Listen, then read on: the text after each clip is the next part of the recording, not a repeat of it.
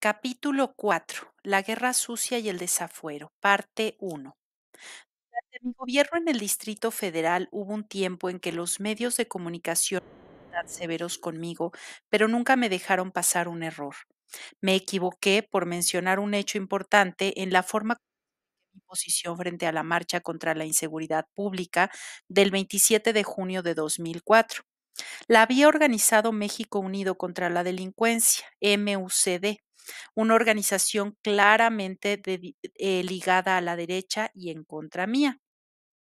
Más aún, posteriormente se dio a conocer que entre 2005 y 2008 la extinta Secretaría de Seguridad Pública financió a ese membrete con 4.256.000 pesos en donativos.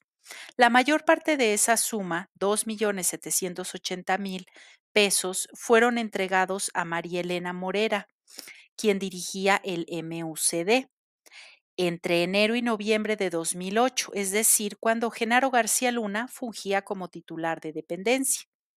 En esta ocasión manipularon y utilizaron a los medios de comunicación, los cuales le dieron una difusión inusual. Participaron los medios afines al proyecto del PAN, pero yo no actué bien, no debí enojarme, y con mi actitud les di motivos para atacarme y mostrarme como intolerante. Fueron semanas y semanas en las que estuvieron dale y dale con eso. Siempre padecí ese cuestionamiento mediático. A mediados de agosto de 2005, Televisa auspició una campaña contra la inseguridad, en la cual aparecían personas que lamentablemente habían sufrido secuestros. Por cierto, varios de estos delitos ni siquiera habían sido perpetrados en el Distrito Federal. Sin embargo, de manera subliminal, nos cargaban la culpa a nosotros. Incluso había un mensaje dramático de un señor al que le habían cortado los dedos y que pedía justicia, algo perfectamente legítimo, salvo que se traficaba con el dolor humano con propósitos políticos. Me enteré de que esa campaña había sido financiada por Claudio X González, un ex asesor de Salinas y adversario nuestro. Vale la pena añadir que cuando dejé el gobierno y me sustituyó Alejandro Encinas, se retiró toda esa propaganda y dejaron de tocar en televisión el tema de inseguridad, como si de repente hubiera desaparecido el problema. En otra ocasión, durante el desafuero, cuando estaba a punto de destituirme, Televisa manipuló el tema de la salud del Papa en forma por demás reiterativa sin tocar el asunto del desafuero, una manipulación obvia. Me enojé y pregunté por qué le daban tanto revuelo a los partes médicos del Papa, lo cual fue un error de mi parte. Se me vinieron encima diciendo que me sentía más importante que el Papa y cosas de ese tipo. Entonces tuve que ofrecer disculpas y en una de las manifestaciones en contra del desafuero llamé a un minuto de silencio por la muerte de su santidad Juan Pablo II. Hay que cuidar lo que se dice, pero en ocasiones uno se calienta ante la evidente manipulación. La gran mayoría de la prensa y de los medios de nuestro tiempo no informan, manipulan. Después del 2 de julio de 2006, no decían ni pío sobre el fraude electoral.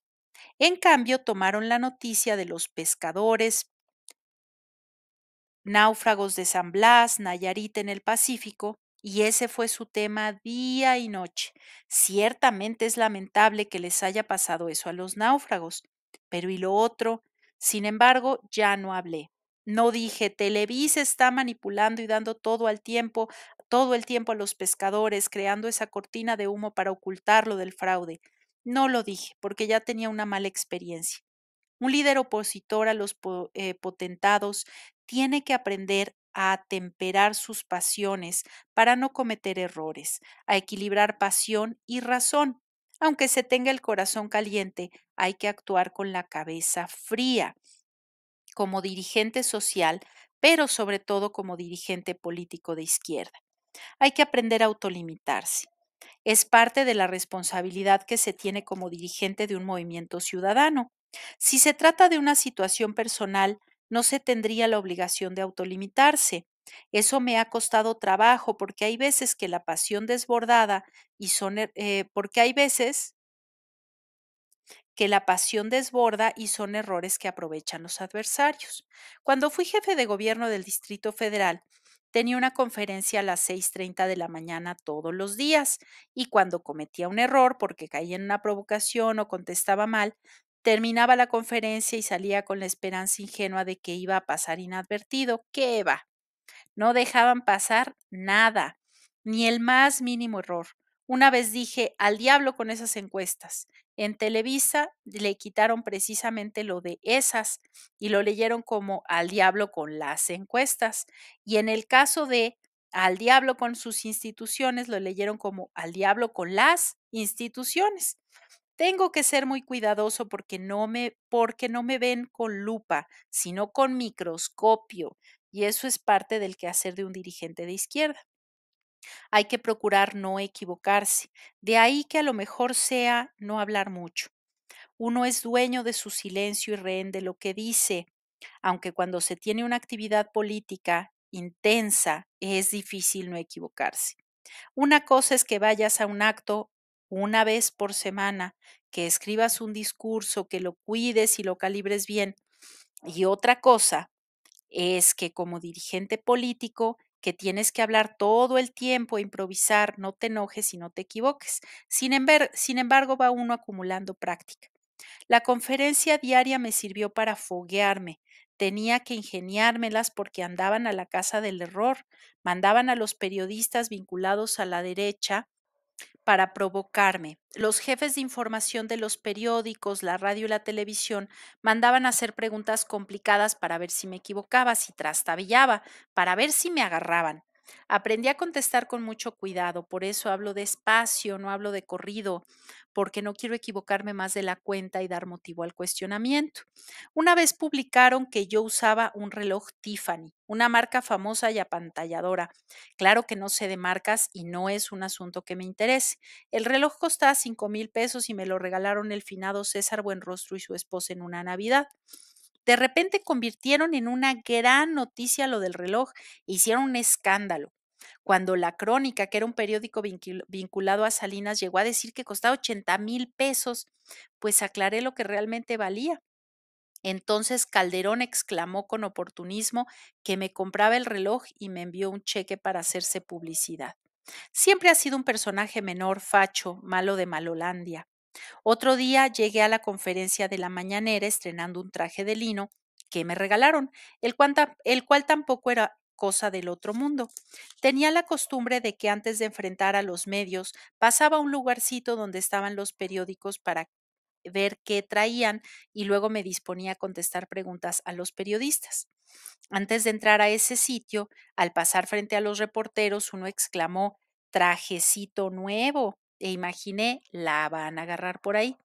Parece una cosa insignificante, pero no. Tenía que cuidar hasta lo trivial. Ya viendo los periódicos pensé qué decir, de qué hablar para que el tema no fuera el trajecito de lino.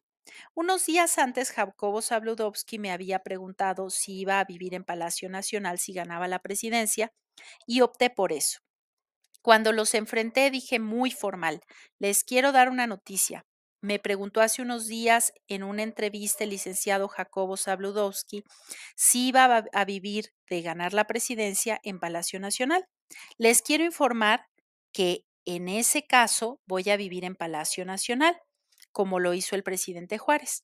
Claro que había quedado de darle una respuesta al licenciado Zabludovsky sobre ese tema, pero aproveché el momento para ganarles la nota, de modo en que la pregunta sobre el traje ya no fuera lo principal. Así les gané algunas, aunque otras no. Pero había que estar a las vivas, como hasta los últimos tiempos. Con todo, debo decir que durante el tiempo en que fui jefe de gobierno hubo una mayor apertura en los medios de comunicación. Ya conté cómo manipularon lo de la marcha a favor de la seguridad, cómo utilizaron a los medios cuando ocurrió lo de los videos, cómo se hicieron de la vista gorda durante el desafuero y cómo la tomaron en mi contra porque hice una referencia al Papa. Era pues una tendencia. Siempre los traía encima, aunque hasta entonces no estaban tan descarados. Sin embargo, a partir del 2 de julio del 2006, perdieron Todo recato, cuando el régimen apostó a validar el fraude y a imponerse con el apoyo de los medios, particularmente de la televisión, a partir del 2 de julio se envilecieron, se enlodaron por completo, se entregaron por entero a la mentira y la manipulación. Aquí recuerdo lo que decía el gran poeta Díaz Mirón: hay plumajes que cruzan el pantano y no se manchan. Mi plumaje es de esos. Sin embargo, lo superó quien al principio lo admiró mucho, el inmortal Rubén Darío, quien escribió: puede una gota de lodo sobre un diamante caer, puede también de este modo el fulgor oscurecer, pero aunque el diamante todo se encuentre de fango lleno, el valor que lo hace bueno no perderá ni un instante, y ha de ser siempre diamante por más que lo manche el cieno. En cosa de pocos años, Televisa experimentó los grandes virajes. Hasta fines del gobierno de Salinas, había actuado con total subordinación al régimen. Luego, tras la llegada de Emilio Azcárraga, hijo, a la dirección de la empresa, pasó por una especie de apertura, sin entonces si hasta entonces había una cerrazón total, en ese momento se abrieron más los espacios. De hecho, a partir de 1997 empezó una indudable apertura en la televisión en general. Hubo más pluralidad en los programas de comentarios y noticias, se transmitían mensajes de los partidos de oposición y se daba seguimiento a lo que declaraban los dirigentes. En mi caso, como jefe de gobierno, aparecía constantemente y lo que yo decía era noticia. Pero todo eso se terminó cuando Fox y Calderón impulsaron la aprobación de la llamada Ley Televisa a finales de marzo del 2006. El retroceso fue notable y seguramente la empresa se cerró porque creyó que sus intereses estaban en riesgo. Pero se equivocaron, porque apuntalar al régimen de corrupción y privilegios no es garantía de estabilidad política.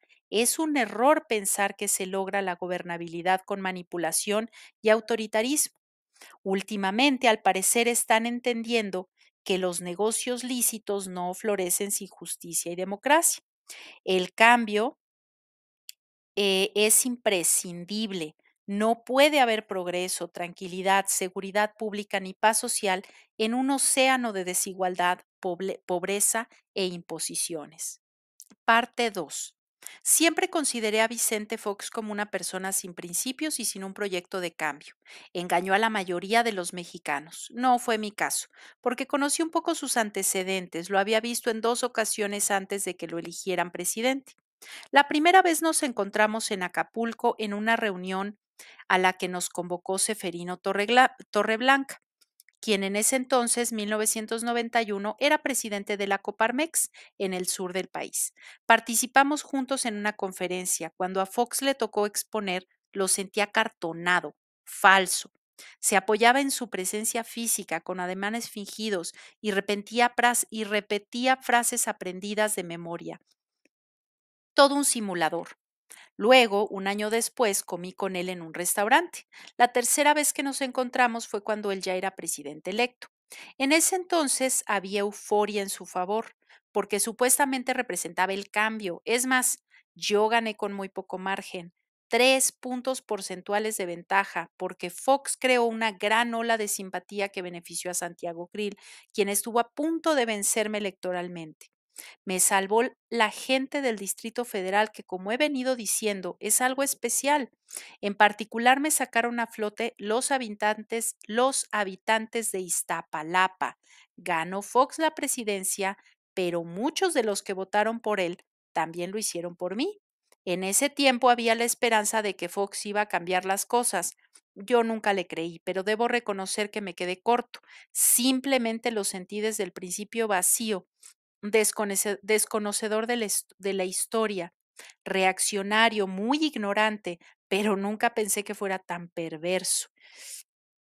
Hace meses, el 27 de octubre de 2023, escribió en su cuenta de Twitter, ahora X: no me queda más que decirles: chinguen a su madre a todos los que nos gobiernan, militares o no, resuelvan Acapulco y la inmensa desgracia en que está nuestro país. La llegada de Fox a la presidencia es producto de una circunstancia especial. La sociedad estaba harta del PRI, quería algo nuevo. En la izquierda nos desdibujábamos y no presentábamos una propuesta clara y definida. No supimos acreditar el proyecto alternativo de nación y la lucha político-electoral se polarizó entre el PRI y el PAN. Nuestra opción quedó relegada y mucha gente que había votado por nosotros en 1997 lo hizo por Fox en 2000, porque la consigna era sacar al PRI de los pinos. Resultó muy atractiva y al final todo fue gatopardismo, las cosas cambiaron para seguir igual. La llegada del panista solo sirvió para recomponer el viejo régimen y con ello tuvimos que padecerlo casi 20 años más. Por eso considero a Fox como un traidor a la democracia, por eso y por muchas otras cosas que ya expondré. Nos vimos el 13 de septiembre del año 2000. Me invitó a comer en una casa en Las Lomas que le había prestado Roberto Hernández, quien había sido su compañero de escuela. Le ayudó en la campaña y era en ese entonces dueño de Banamex. También por ese tiempo Fox había ido a vacacionar a una casa propiedad del banquero en Punta Pájaros, en la zona de reserva natural Ciancán, en el Caribe mexicano. En el primer encuentro como presidente electo, me planteó que empujáramos juntos la llamada reforma fiscal con su estilo. Me dijo que había que hacer más grande el pastel porque todo el presupuesto estaba comprometido y que había que cobrar el IVA en medicamentos y en alimentos y me pidió que lo ayudara. Desde el principio le dije que no, que la reforma fiscal significaba cobrar más impuestos a los pobres y a las clases medias y seguir manteniendo privilegios fiscales para los potentados. Le puse como ejemplo a quienes se dedicaban a la especulación financiera, que obtienen jugosas ganancias y no pagan impuestos. Incluso le hablé del caso de Roberto Hernández sin saber qué era de él la casa donde nos encontrábamos. Recuerdo que los defendió y me reviró diciendo, sí pagan impuestos, cosa que no era cierta. Quiso convencerme manifestando que iban a cobrar más impuestos a los pobres, pero que después se los iban a regresar hasta copeteados. Luego utilizó esa expresión públicamente. El caso es que en ese primer encuentro no hubo ningún acuerdo, pero es importante subrayar que desde antes de tomar posesión de la presidencia, Fox ya traía en la cabeza lo de las llamadas reformas estructurales, o sea, la privatización de la industria eléctrica, el petróleo, la reforma fiscal, la laboral, todo esto que los tecnócratas venían planeando por indicaciones del Fondo Monetario Internacional y del Banco Mundial. Parte 3. Aquí abro un paréntesis para comentar que desde tiempo atrás nos teníamos realmente un plan. eh, Aquí abro un paréntesis para comentar que desde tiempo atrás no teníamos realmente un plan de desarrollo propio, elaborado a partir de nuestras necesidades como nación libre e independiente. Y es que durante el periodo no liberal no decidíamos el destino de nuestro país. Desde finales de los años 80, los organismos financieros internacionales nos imponían sus recetas en materia económica. Primero fueron las famosas cartas de intención con el Fondo Monetario Internacional y posteriormente tecnócratas mexicanos ya amaestrados no hacían más que seguir la pauta dictada desde el extranjero. En otros países, el proceso de globalidad obedeció a un diseño propio a partir de sus realidades, con gradualismo y aprovechando los márgenes de negociación.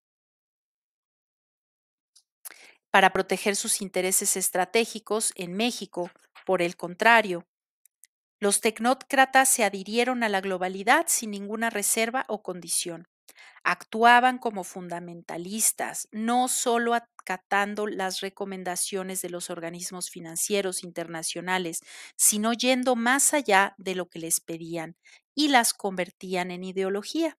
Parecía como si se hubieran cumplido al pie de la letra la profecía de Robert Lansing, secretario de Estado del presidente Woodrow Wilson, que en 1924 recomendó: México es un país extraordinariamente fácil de dominar porque basta con controlar a un solo hombre, el presidente. Tenemos que abandonar la idea de poner en la presidencia mexicana a un ciudadano americano, ya que esto nos llevaría otra vez a la guerra. La solución necesita de más tiempo. Debemos abrirle a los jóvenes mexicanos ambiciosos las puertas de nuestras universidades y hacer el esfuerzo de educarlos en el modo de vida americano, en nuestros valores y en nuestro respeto al liderazgo de los Estados Unidos. México necesitará de administradores competentes con el tiempo. Esos jóvenes llegarán a ocupar cargos importantes y eventualmente se adueñarán de la presidencia, sin necesidad de que Estados Unidos gaste un centavo o dispare un tiro. Harán lo que queremos y lo harán mejor y más radicalmente que nosotros. De modo que era indispensable que los mexicanos defendiéramos con libertad un plan de desarrollo acorde a nuestra libertad y decidiéramos qué era lo conveniente para el país y su población sin permitir que nos impusieran ningún programa.